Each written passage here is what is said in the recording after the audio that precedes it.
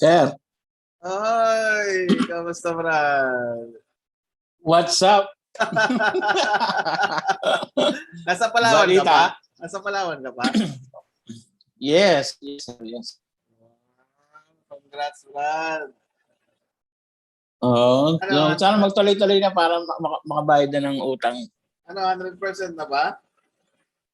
Yeah, 603. 603, so capital mo 300,000. Yes, 297 to be exact dahil yung change rate. Yung ano, tsaka yung commission din ng transfer fee. Oo. Yes, sir. So capital mo 300,000, that's around 15 million pesos. Yes, Tama sir. ba? Yes, sir. Di ba? 100,000 Yes, sir. 5M. Baba, 15 yan. 15M. So ngayon, may kita ka na another 15 million. Naka-withdraw ka na? Yes. Hindi pa. Kasi, Oo, akala ko ganito kasi. Oo. Akala ko mag-withdraw ka na ngayong January.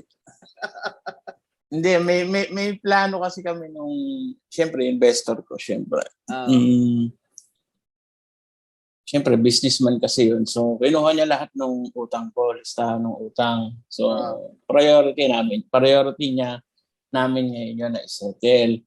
Ngayon, ang goal namin, at least mapag 2M o 1.5 yung capital, and then yung succeeding na dun, sir, i-withdraw din, ibayad ng utang para wala nang problema.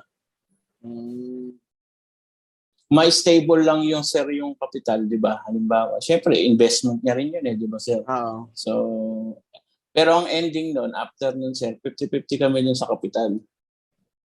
Oh.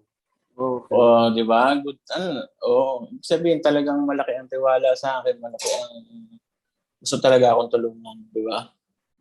Kasi, syempre, i-secure ko din naman siya, syempre, sir, di ba? So, ang plano ko, ako talaga, ang unang plano niya, 1M lang, okay na. Sabi ko, sige, gawin natin 2M para yung, syempre, may contribution ako doon sa Tapos, after noon, 2M. Kunyari, daily kasi, sir, possible, pwede ko na ma-hit yung 2M, 1M daily. So, withdraw, daily, then bayad doon sa dapat isettle mo. So, doon ako nakapokus ngayon sa palaki ng kapital. And then, baka this year, sir, yes, sana matapos na ngayong taon lahat ng utang. Malaya na ako.